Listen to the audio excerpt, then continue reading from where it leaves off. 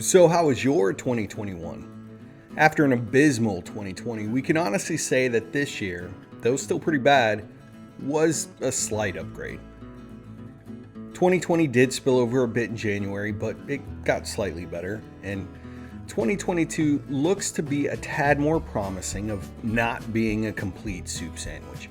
So, summoning my inner Nostradamus, I'm going to make 3 predictions for this upcoming year. And if I get them completely wrong, I'll just call my buddy Q.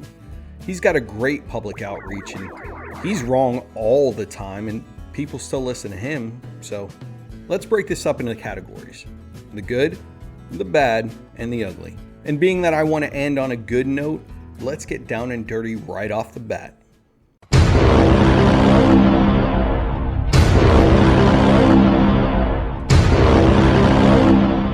Look, I'm not here to kink shame anyone. You do you, boo-boo.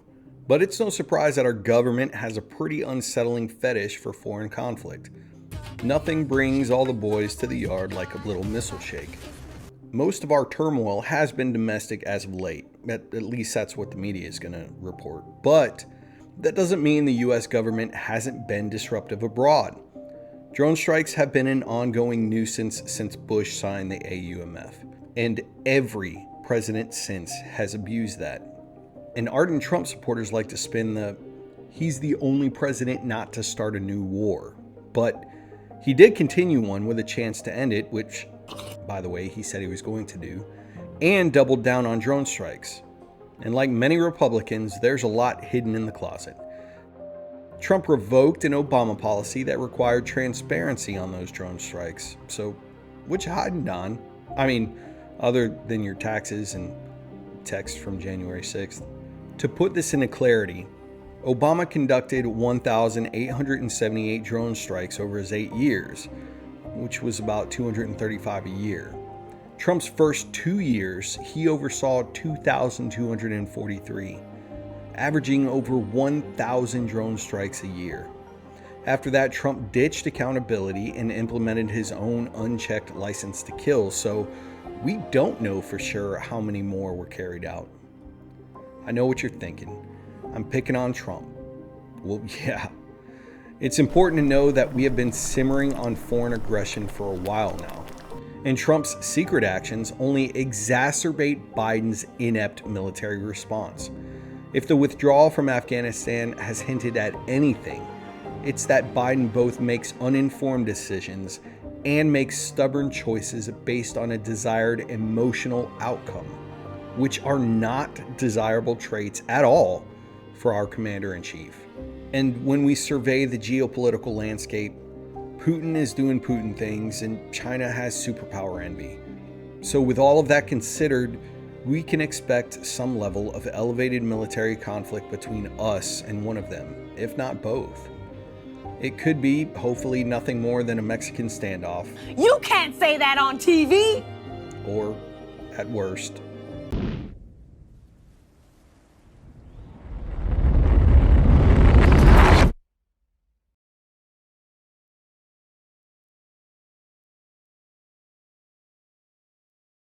kidding, sorry, that's a tasteless fear tactic I learned from CNN and Fox News. Seriously though, it could get ugly, and this is one prediction I hope I get completely wrong.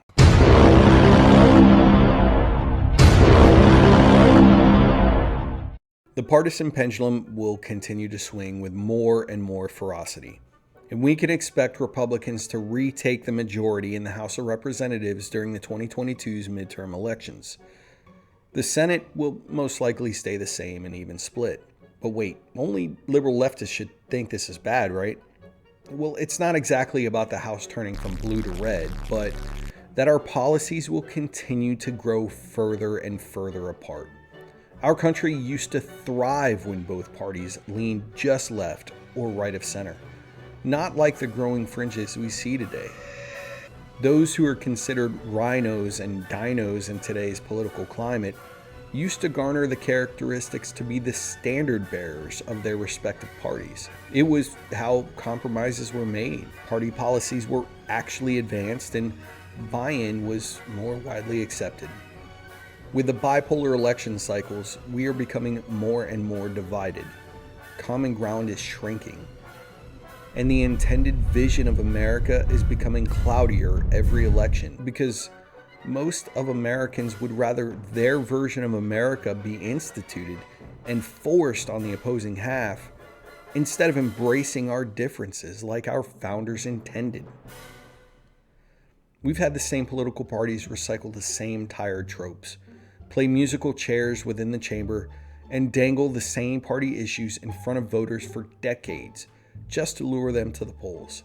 With each passing election that we continue to vote in candidates based only on the color of their ticket, we embody the fears of George Washington on how factions will destroy this nation. These two parties have had control for almost 170 years, and it shows. The dysfunction on both sides continues to grow, yet the majority of people persist on voting for the lesser of two evils. The easy way to fix this is voting for multiple parties and or the person who actually aligns with your principles regardless of party affiliation. But too many people are scared, and the only feasible hope is the severe opposite, and that the fringes grow far enough away from their bases that they split, and then eventually get consumed by the majority of centrists in this country, in which those fringes become nearly obsolete. But that's decades away. So unfortunately, for now, we have to endure the partisan pendulum and bemoan the new Republican majority in the House this November.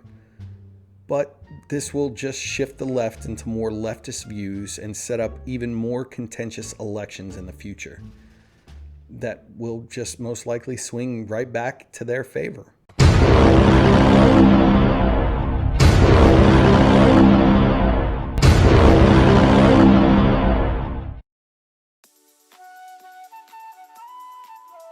Bet. Lockdowns, quarantines, and mandates will end. Sort of. Or maybe most likely. We've endured the COVID-19 pandemic for a long-ass time now, but there is light at the end of the tunnel. Pandemics don't just end.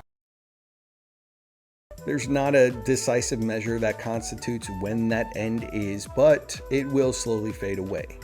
And with a rising number of those being vaccinated, a conscious effort to take precautions, and with the accessibility and affordability of testing, we can expect the COVID-19 pandemic to diminish into more endemic status, similar to influenza.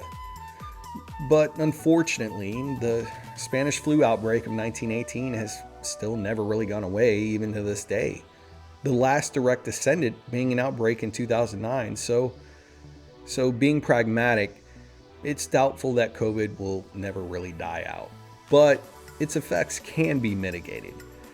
This means that somewhere around the world and within the US, new variants of COVID will evolve, very much like the flu, and that seasonal shots will be available, very much like the flu. Before COVID, about 65% of the country got the flu shot, and this still resulted in about 34,000 flu-related deaths a year. By mid-December 2021, it's about the same with COVID, with 61% being fully vaccinated. So it's still important to be cognizant of its dangers heading into the future. We can also expect a rebound of sorts when it comes to the worker shortage. It won't be fixed overnight, but with things already opening to full capacity and the supply chain issues slowly getting the kinks out, companies and businesses will be able to adjust. After all, the mentality of resiliency is a very American ideology. Add to that the expected production oil to catch up with demand worldwide, OPEC should start reducing prices, making it a little easier on our travel plans next year. And we can only hope that whatever dollar-bent economists Biden gets his information from are actually right, and this inflation is transitory, whatever that means. The good news is, with all that being said, come summertime, we'll be able to enjoy those blockbuster movies again. Frequenting nightclubs, flying cross-country, going on cruises, and just an all-around quasi-normalcy. But that's until the alien invasion. Until next time, Happy New Year!